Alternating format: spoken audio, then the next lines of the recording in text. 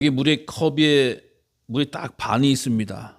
반이 있는데 이걸 보고 긍정적인 것과 부정적인 것 얘기하는 법 아시죠? 물컵 반이 있는데 부정적이면 뭐라고 이야기하죠? 컵에 물 반밖에 안 남았네. 그렇죠?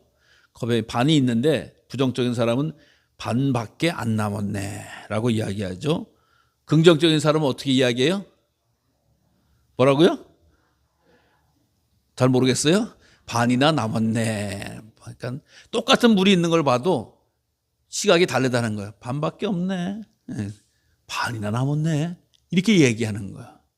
그때 반밖에 없네 라고 하는 시각과 또 반이나 남았네 라고 하는 시각, 어느 시각이 더 많을까요? 사실 반밖에 안 남은, 반밖에 없네 라고 하는 시각이 더 많습니다. 그러나 반이나 남았다라고 하는 시각, 긍정적인 시각, 이게 얼마나 중요한 일입니까? 올해도 반이나 남았나요? 반밖에 안 남았나요? 예? 반밖에 안 남았어요. 아직도 반이나 남았어. 아이고 지겨워. 아직도 반이나 남았어. 그러면 안 되죠. 반이나 남았네. 예, 여러분 믿음의 성도들은 긍정적인 사람인 줄로 믿습니다. 왜? 내가 뭐 하는 게 아니라 하나님이 역사하시기 때문이에요. 하나님이 역사하셔서 우리를 불러주시고 자녀로 삼으셨어요. 여러분 오병이어의 기적이 나타날 때 어린아이의 도시락을 갖고 나타나서 도시락을 주님께 드리는데 야, 그 애들 먹는 거 바꿔갖고 어떻게 하려고 그러냐? 필요 없다라고 만약에 그것을 가로막았으면 기적이 나타났어요? 아니죠. 주님, 이게 반이나 있는데, 요거만큼이나 있는데 어떻게 하실까요? 하나님 주님께서 하나님 앞에 감사 기도 드리시니까 나누고 나도 얼마나 남았어요? 12광줄이나 남았더라라고 하는 겁니다. 여러분, 내가 가진 게 소중한 게 아니에요. 주님 앞에 올려드리는 게 소중한 거예요. 주님이 역사하시면 그 작은 것에도 기적과 능력이 나타난다고 하는 것입니다. 어떤 분들은 남들은 날마다 기적이 일어나는데 나에게는 기적이 일어나지 않는다라고 하면서 은근히 불평하는 신앙인들도 없지 않아 있는 것 같아요.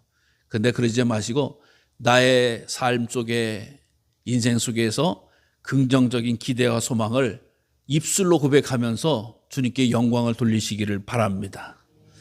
자, 왜 그렇게 이야기하느냐? 오늘 본문의 말씀에 제일 첫 번째 말씀에 예수님께서 승천하실 기약이 참회라고 하는 말씀으로 시작합니다. 예수님께서 승천하실 기약이 참회라고 하는 것은 어마무시한 일 아니겠어요? 이 세상에서 살아계신 예수님께서 승천하셨다라고 하는. 근데 사실 이거는 어떤 거를 전제를 하고 있어요. 예수님이 승천하실 때가 됐다라고 이야기하면은 예수님께서 그냥 휙 올라가시는 게 아니라, 잘 보세요. 예수님께서 군중으로부터 환호를 받으시면서 예루살렘에 들어가죠. 그래서 호산나 호산나라고 하면서 환호를 받으면서 예루살렘에 들어가요. 예루살렘에 들어가서 있었지만 성전도 정화하시고 1절을 또 보면 예수님께서 잡히게 됩니다. 잡히게 돼서 재판을 받는데 얼마나 모욕을 당하십니까? 회초리도 맞으시고 채찍도 맞으시고 또 침뱉음도 당하시고 조롱을 당하시는 일을 감당하신 것을 보게 됩니다. 그리고 나서 예수님이 십자가에 달려 돌아가실 때에도 그 십자가를 지고 올라가시고 창과 또 가시면류관을 쓰시고 못을 박히시면서 돌아가시게 되어지는 거예요. 그리고 나서 3일 만에 부활하셨잖아요. 부활하시고 나서 우리가 알다시피 한 50일 정도 이 주님이 이 땅에 함께 계시다가 승천하셨어요. 그래서 이 땅에서의 주님은 내가 올라가면서 성령을 너희가 주내주자라고 올라가서 지금 하나님 보좌 어디 계세요? 우편에 계시다. 그러니까 예수님께서 이 세상의 공생의 마지막 장면이 승천하시는 것으로 끝난 것으로 성경은 기록하고 있지 않습니까? 자, 그런데 어떤 사람은 예수님께서 예루살렘에 들어갈 때 입성할 때만 예수님이 많은 사람들이 호산나 영광을 받았으면 입성하신대라고 하는 것으로 끊는 사람도 있어요. 또 어떤 사람은 예수님이 죄 졌는가 봐 감옥에 갔대라고 하는 거예요. 나쁜 사람인가 봐. 예수 나쁜 사람 아니야? 죄 졌으니까 감옥 갔지. 예수님이 감옥에 당연히 가셨죠. 거기서 또 멸시와 조롱과 천대를 받으셨죠. 그런데 예수님 지독한 죄를 졌는가 봐. 왜? 십자가에 달려 죽었대잖아. 달려 들어가셨대잖아. 십자가 아유 끔찍해. 저주받은 죽음 아니겠어? 라고 하면 예수님이 저주받은 죽음으로 끝나는 거예요. 근데 성경은 그 부활 사건도 지나서 부활하시고 예수님이 지금 승천하셨대라고 하는. 그러니까 여러분 어느 시점을 끊어서 얘기하느냐에 따라서 얘기가 다 달라지죠. 똑같은 한 분의 모습인데. 그러니까 오늘 이 누가복음의 시각은 예수님이 이 세상의 모든 것을 다 이루시고 영광 가운데 승천하실 때를 기준으로 잡는 거예요. 근데 우리들이 생각을 해보세요. 아까도 얘기했지만 물이 반이나 남았대라고 이야기하면 반인씩이나 남았어라고 이야기하는가 하면 반밖에 안 남았어라고 이야기하는 경우가 있는 것처럼 내가 어느 시점을 끊어서 얘기하느냐에 따라서 말이 전혀 다릅니다. 그렇기 때문에 우리가 짧고 급하고 또 잘못된 정보를 가지고도 다른 사람들을 얼마든지 어려움으로 이야기할 수 있고 혹은 내가 잘못된 걸 가지고 얼마든지 이야기할 수 있는 게 사람의 약점인 거예요. 근데 오늘 성경은 항상 긍정적이고 최고의 표현을 주님께 올려드리는 거예요. 예수님이 승천하실 때에서 예루살렘을 향해서 가시는 거지. 예루살렘. 근데 이 일이 모든 예루살렘에 대한 마지막 장면이 예루살렘에서 이제 있으니까 내가 이제 갈릴리라든가 나사렛을 떠나서 예루살렘으로 들어가야 되겠다라고 결심을 하신 거죠. 그러니까 예수님의 마지막 어떻게 보면 예루살렘 입성이고 고향을 떠나는 그런 장면입니다. 자, 그런데 예수님이 가시는데도 앞서서 사자들을 보냅니다. 그러면서 가는 곳곳마다 예수님께서 준비하라고 하는데 사마리아의 마을에 들어가셨다라고 하는 거예요. 사마리아. 근데 예수님께서 예루살렘을 향해서 가는 거기 때문에 사마리아 사람들이 받아주지 않았다라고 하는 거예요.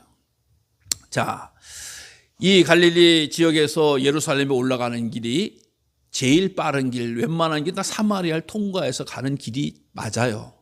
우리 식으로 이야기하면은 우리가 온수리를 가려고 하면은 화도를 지나서 덕포를 지나서 가는 게 온수리 가는 거죠. 근데 여기서 굳이 뭐 여기 장막으로 해가지고 동막으로 해가지고 온수리 가는 일은 없잖아요. 근데 마찬가지예요. 예루살렘 가는 길이 사마리아를 지나서 통과를 해서 가는 게 정상적인 길이에요. 근데 거기를 안 가요. 대부분 사람들은. 왜 그래요? 그 가는 길에 있는 사마리아 동네가 더러운 동네다라고 생각을 하는 거예요. 왜 더럽습니까? 이 나라는 북이스라엘이라고 한 나라는 BC 722년대 아수르에게 멸망을 당해가지고 아수르 사람들이 이스라엘 민족에도 불구하고 피를 섞어버렸어요. 사람들 데리고 가고. 그러니까 이 사람들이 피를 섞었으니까 여러 다양한 계층이 다문화가 형성이 되죠. 다문화가 형성될 뿐만 아니라 영적으로도 사마리아 쪽 사람들은 하나님을 섬기는 걸 거부하고 우상을 섬기고 온갖 잡신을 다 이방 우상을 다 들어들고 섬기니까 신앙적으로도 타락한 백성이다라고 하는 생각을 들고 있어서 유대 사람들은 그 동네 가는 것도 싫어해요. 그래서 분위기가 우리처럼 이렇게 온수리 갈 때 이렇게 쭉 정상적인 길가 아니라 삥 돌아서 가는 길이었어요. 삥 돌아. 행여 혹시 급하다 예루살렘 빨리 가야 되겠다라고 해서 사마리아로 지나가다 보면은 충돌이 생길 경우가 있었어요. 사마리아 사람들도 자기네들을 무시하는 유대 사람들 좋아할 리가 있겠어요? 아니 니네가 뭔데 똑같은 인간인데 니네가 우리를 더럽다고 그래 우리를 뭐랬다고 하니까 유대 사람들이 저 지나가네 저 나쁜 놈들 하면서 잡아서 돌로 쳐 죽이는 경우도 있었다는 거예요. 야 유대 사람들이 우리 동네 지나간댄다 라고 하면 여러분 유대 사람들이 사마리아 사람 미워하면 사마리아 사람도 유대 사람 미워하는 게 당연한 거지. 그러니까 심지어 잡아서 죽이는 사건까지도 있었다라고 하는 겁니다. 그리고 예루살렘으로 가는 사람들이 그냥 질러가는 자기네 길을 가는 건데 예수를 왜 받아주셔야 되느냐라고 하면서 사마리아 동네에서 거부를 하는 거예요. 아니 지나가는 사람 왜 우리 동네 지나가게 해? 라고 하면서 거부를 하게 되어지는 거예요. 그러니까 그 장면을 보면 야고보와 요한이 당연한 반응을 합니다. 욱하고 올라오는 거예요. 야고보와 요한이 욱하는 건 우레의 아들이라고 하는 예수님의 별명이 주셨거든요. 우레가 천둥 같은 아들들이다. 천둥의 아들들이다. 이 사람들 목소리가 컸어요. 욱하면서 올라오는 소리가 큰 거예요. 그러니까 주님 우리가 불을 명하여 하늘로부터 내려 저들을 멸하라 하기를 원하시나이까. 주님 저놈들 말이야 하나님 딱 불러가지고 확 불 내려버릴까요? 이런 얘기를 하는 거예요. 아니 우리가 가는 길을 막다니, 주님이 가시는 길을 막다니요 라고 이야기하는 거예요. 여러분, 주님께서 그런 능력과 권세가 있으신 분이에요, 없으신 분이에요? 있으신 분이잖아요. 열왕기에서 1장을 보면은 엘리야라고 하는 사람을 아하시아 왕이 잡으라고 사람을 보냅니다. 군사들을 막 보내는데요, 군사들을 내렸는데 안 잡혀가려고 하니까 불을 내려가지고 잡으러 왔던 병사들을 다 처형을 하고 엘리야가 하늘로 올라가는 그런 장면이 나오는 거예요. 그러니까 그것을 아는 거예요. 하나님이 역사하시면 왕의 권세고 병사 아무것도 아닌다라고 하는 걸 알고 예수님 앞에 저놈도 우리 잡으러 왔는데 우리 배척하고 내쫓는데 한번 불로 확 쓸어버릴까요? 라고 하는 이런 질문을 하는데 오히려 예수님이 그걸 꾸짖는 거예요. 꾸짖어서 야 그럼 다른 마을로 가면 되지 라고 하면 돌아가자라고 이야기해요. 여러분, 주님은 충분히 그럴 능력도 있으시고 자격도 있으신 분이 바로 우리 주님이십니다. 근데 우리가 아시다시피 주님께서는 지금 어떻게 하러 가시는 거예요? 승천하러 가시는 거예요. 승천하시러. 승천이라고 하는 거 아까도 얘기했지만 그 전에 십자가를 지시고 십자가에 달려 돌아가셔야지만이 승천을 하시는 거예요. 그 십자가를 왜 지시느냐? 인간들의 죄를 용서하시고 믿는 자를 구원하시기 위해서요. 구원하시기 위해서. 한 영혼이라도 지옥으로 가지 않게 영생에 이르도록 하시기 위해서 주님이 십자가에 달려 돌아가시는 거라고 하는 겁니다. 근데 구원하러 가는 분이 죽여? 구원하러 가는 분이 보복해? 심판해? 안 된다는 거죠. 심판은 언제요? 재림의 주로 오실 때 심판의 주가 되시는 거예요. 이젠 구원의 길을 가시면서 그들에게 심판의 칼날을 대지 아니하시고 오히려 우리가 돌아가면 된다라고 하면서 다른 마을로 가게 됩니다. 근데 다른 마을로 가는데 한 사람이 예수님을 찾아오는 거예요. 어떤 사람이 찾아왔냐라고 하는 것을 보면 똑같은 본문인 비슷한 본문이 나오는데 마태복음에서는 서기관이다라고 하는 분이 예수님을 찾았다는 거예요. 서기관이다라고 하면은 동네에 그 당시 지역에 권세도 있고 명예도 있으신 분인 거예요. 그러니까 이 세상 돌아가는 이치를 잘 알기도 하고 또 바리새인들이 주로 하기 때문에 많은 정보도 잘 아는 사람이 바로 주님 앞에 나오는 거예요. 주님 앞에 나와서 뭐라고 얘기합니까? 주님, 어디로 가시든지 제가 따르겠습니다. 예수님이 행렬이 이렇게 가다가 사마리아에서 다른 동네 가는데 주님 앞에 쪼르르 나가니 주님, 제가 예수님 어디든지 따르겠습니다 라고 하는, 어떻게 보면 천구만마를 얻은 것 같이죠. 내가 가는 길에 당시에 지도자고 권력자고 어떤 종교적인 사람이 와서 예수님을 끝까지 따르겠다라고 이야기하니까 예수님이 얼마나 좋은 일이겠어요. 근데 예수님의 반응이 좀 다른 거예요. 왜 그렇습니까? 여우도 굴이 있고 공중에 새도 집이 있는데 나는 머리 둘 곳이 없다라고 반응을 하는 거예요. 이게 무슨 얘기예요? 짐승들도 자기 집 뒤에 한 칸인데 나는 집 한 칸도 없고 땅 한 평도 없고 권세도 없는 아무도 없는 빈털털이다라고 이야기하는 거예요. 아니 따르겠다고 그래 어서 와 같이 가자, 이게 정상인 것 같은데 야 나 아무것도 없어, 어떻게 보면 자기 고백을 하는 거예요. 왜 그랬을까라고 분석을 해보면 서기관이라고 하는 사람은 세리가 빠른 거, 셈이 빠른 거야. 예수님이 올라가시면 내게 더 큰 부와 권세를 주리라라고 계산이 끝난 사람이라는 거예요. 여러분, 그것에 응답하실 수 있는 주님이심에도 불구하고 나는 이 세상에 가진 건 아무것도 없어. 즉 내가 말하고 증거하고 전하는 것은 이 세상에서 금은보와 권력을 주려고 하는 것이 아니라 나를 믿고 천국에 이르게 하기 위한 것이야 라고 하는 말. 여러분, 그래서 욕심을 가지고 주님 앞에 나온 사람의 대표적인 주자가 바로 이 서기관 같은 사람이에요.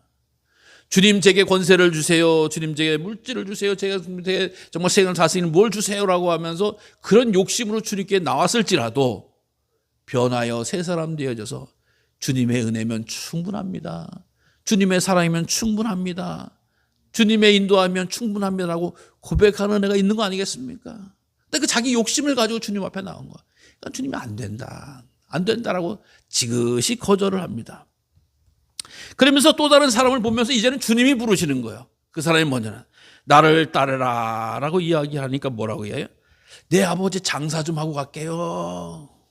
장래가 났다는 얘기죠. 장래. 여러분, 장래가 나면 다른 거 할 수 있어요, 없어요? 못해요.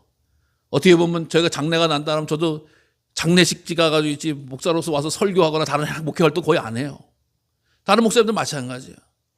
이 당시 율법에 의해서도 마찬가지였어요. 야, 부모가 장례가 나면 율법 배우는 일, 뭐 성경 공부하는 일, 무슨 뭐 할례 배우는 일, 무슨 뭐 절기 지키는 일 하지 않고 네 부모 제사를 지켜라라고 하는 게 당시의 법인 거예요. 당시의 율례예요. 그러니까 예수님이 전혀 상반된 말씀을 하신 거예요. 아니, 율법에도 그렇고 우리 관습에도 그런데 오히려 딴 거 하지 말고 아버님 제사를 장례를 잘 드려야 되는 게 일인데 그거 냅두라고 하는 얘기예요. 냅두고 따라라라고 이야기하는. 예수님이 모르시는 것도 아니라고 하는 거예요. 참 희한하죠? 여러분, 우리 주님께서 이렇게 부모를 멸시하는 자인가? 부모님 무시하는 자인가? 아니잖아요. 예수님이 공생애를 30세에 하셨다라고 하는 것은 가정에 충실해서 부모님 모시고 부모의 가업을 이어받아서 몫으로 활동했다라고 하는 증거인 거예요. 가정의 일을. 또 형제들을 챙겼고 또 어머니도 마지막 순간까지 잘 모셔라라고 이야기를 했고 내 부모를 공경하라라고 한 율법 개념도 10계명도 모르시는 분이 아닌데 이 말씀하신 거예요. 이 당시에는요, 이 장례법이 있어요. 이 문화의 장례법. 우리가 알다시피 유대 지역은 3일장이 아니잖아요. 돌아가시면 어떻게 해요? 바로 세마포에 싸가지고 굴에다 갖다 놓는 거예요. 왜? 금방 부패하는 나라니까. 여러분 40, 50도 올라가는 나라에서 뭘 3일장을 하고 어떻게 그래요? 관이 있어요. 나무가 많아서 관을 짤 수가 있어요. 그러니까 천으로 둘둘 말아가지고 빨리 갖다가 이 임시 파놓은 굴에다가 넣어두는 거예요. 넣어두어서 이제 일단 장례식을 마치는 게 되는데 그러고 나서 어떻게 되냐? 1년 뒤에 다시 가보면 그 장례식을, 장치를 모신 분의 뭐가 남아 있었어요. 1년 동안 이렇게 굴 속에 넣어두면 뭐가 남아 있겠어요? 유골이 남아 있는 거죠. 썩을 건 썩고 벌레가 뭐 해결할 거 하고라고. 그러면 그제서 두 번째 장례를 치르는데 유골을 몰아서 항아리에다 담아두고 이제 장례가 끝나는 거예요. 이 장례가 끝나면서 어떻게 이야기를 하는 거냐? 이제 그들이 조상으로 돌아갔다라고 해서 그 유골에 있는 항아리에는 부모님의 유골도 있고 뭐 할아버지 할머니의 유골도 남은 것이 있으면 있고 그래서 이렇게 보관이 되어지면서 이제 백화 현상이 되면 없어지면 또 계속 쌓아두고 그래서 조상들께로 돌아갔다라고 하는 것이 조상들이 있는 유골에 같이 담겨졌다라고 하는 것이 유대의 장례법인 거야. 그러니까 아직도 1년이나 남아 있는 게 정작 마지막 것이 그냥 세마포에다 둘러를 말아도 빨리 갖다 놓는 거는 사실 하루면 끝나는 거고 그렇게 중요하게 여기지 않는 장례식일 수도 있다라고 하는 거야. 근데 나 장례식 치료해야 된다라고 하면서 주님의 부르심에 거부하는 사람도 있다. 그러면서 자기의 그것은 죽은 자들로 자기의 죽은 자들을 장사하게 하라. 그러면서 너는 사실 하나님 나라를 전파하라. 죽은 자들로 장례를 하게, 죽은 자들로 죽은 자의 장례를 하게 하라라고 하는 엄청난 어려운 말을 쓰시는 것을 보게 됩니다. 아니, 죽은 자가 어떻게 장례를 치러요? 라고 이야기합니다. 여러분, 여기 우리 기독교에 또 주님께서 보시는 삶과 죽음에 대한 정의를 우리가 알 수가 있죠. 성경은 죽음을 꼭 죽는다라고 표현도 하지만 잔다라고 하는 표현도 쓰는 거예요. 그렇죠? 근데 죽었다라고 하는데 멀쩡히 살아있는 사람에도 불구하고 죽었다라고 표현을 쓰는 경우가 있어요. 그것이 왜 그래요? 하나님을 알지 못하고 하나님을 믿지 않는 자들 죽은 자다라고 성경은 말하고 있는 거예요. 그러니까 이 세상에서 건강하다라고 살아있는 게 아니고 권세가 많다고 살아있는 게 아니고 부귀 영광이 많다고 살아있는 게 아니라 주님을 알지 못한 자는 성경은 죽었다라고 표현한 거예요. 이미 에베소서에 허물과 죄로 죽었던 너희들이다라고 하면서 예수님 믿기 전에 만나기 전에 사람을 성경은 죽었던 자다, 죽었다라고 표현을 한 거예요. 그래서 예수님 안에 있는 자는 죽어도 살았고 왜? 예수님 안에 있는 자가 죽어서 끝나는 게 아니라 하나님 나라에서 하나님과 함께하기 때문에 살았다라고 하는 표현을 쓰는 거예요. 여러분, 우리가 주님 믿어서 이 땅에 육신이 다 하고 난 날 하나님 나라에 살아가 있는 백성이 되는 줄로 믿으시기를 바랍니다. 그러니까 그것에 대해서 이야기해요. 그러니까 죽은 자의 장례로 죽은 자 장례 치르라 그러고 너는 하나님의 나라, 즉 영원히 살아갈 나라에 대해서 전하는 데 앞장을 서라라고 하는 말씀을 하시는 거예요. 하나님 나라의 중요성에 대해서 강조하고 계신 거죠. 그런데 또 다른 사람이 주님, 제가 주님을 따르겠습니다마는 먼저 내 가족을 작별하게 허락해달라라고 지체하는 것을 보게 되죠. 주님이 가는 길에 지체해서 가서 작별도 하고 돌아봐야 되겠다라고 하는 거예요. 여러분, 인사하고 작별하는 건 당연히 사람이면 해야 되는데 여기서 의미는 그거를 하지 말라는 얘기가 아니에요. 주님이 하는데 인사를 하기로 가게 되어지면 야, 바쁜데 그거 인사하는 거나 이것 좀 도와줘라, 저것 좀 해줘라. 여러분, 자녀들이 왔다 갈 때 뭐 혹은 어떤 일을 할 때 야, 전등주 좀 갈아줄래? 수도꼭지가 잘못됐다. 야, 너 뭐 좀 해줘라, 뭐 좀 해라라고 하면서 일이 점점 많아지는 거예요. 지체한다라고 하는 거 지체하겠다는 게 아니라 그냥 주님의 일을 알겠으면서도 여기 급한 게 있잖아요. 중요한 게 아니라 급한 걸 자꾸 찾는 거예요. 급한 걸 찾는 거예요. 그러니까 주님 따르는 데서 지체하는 일들이 많아지는 거예요. 핑계댈 일이 많아지는 거예요.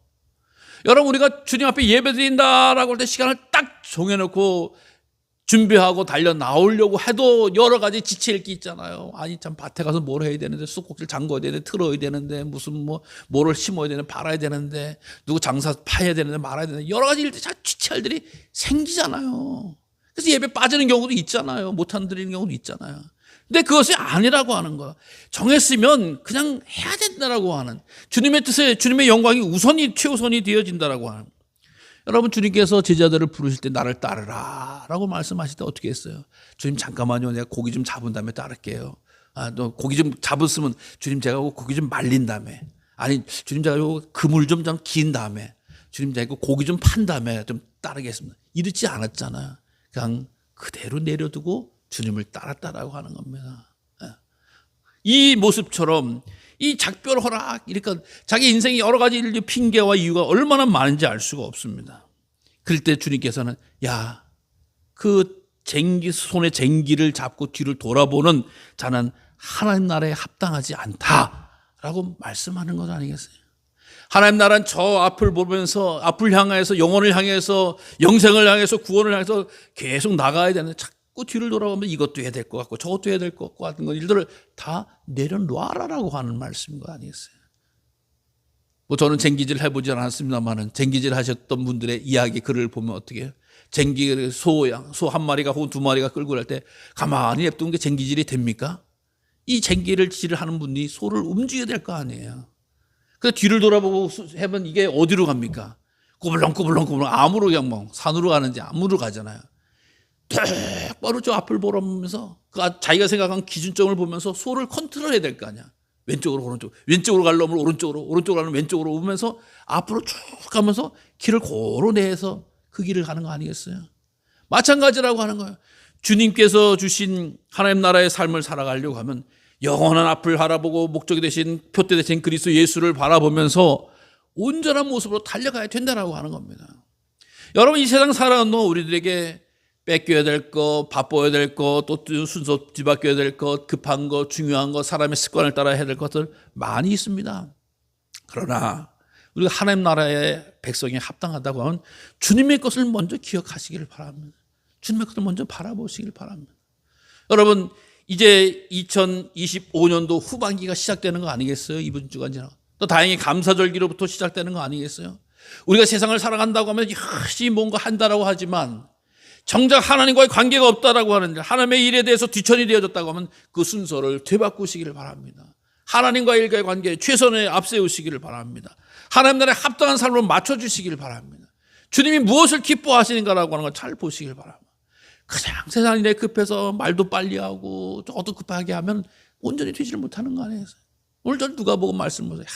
승천이 가까워 계실 때에, 기약이 가까울 때라고 하면서 주님의 그 영원한 나라에 대해서 설명하면서 그 때를 향해서 우리에게 전해주고 있는 것처럼 주님께서는 살아계시고 주님께서는 영원하시고 주님께서는 완전하시고 주님의 일을 감당하는 것에 대해서 저 머리가 영원히 바라보면서 아름다운 믿음의 언어로 회복되어지면 하나님께 영광이 되어지고 우리에겐 복이 될 줄로 믿습니다. 사랑하는 성도 여러분, 우리 어디 있든지 간에 하나님 나라에 합당한 자로서 쓰임받고 세움을 입으시기를 주님의 이름으로 축원합니다.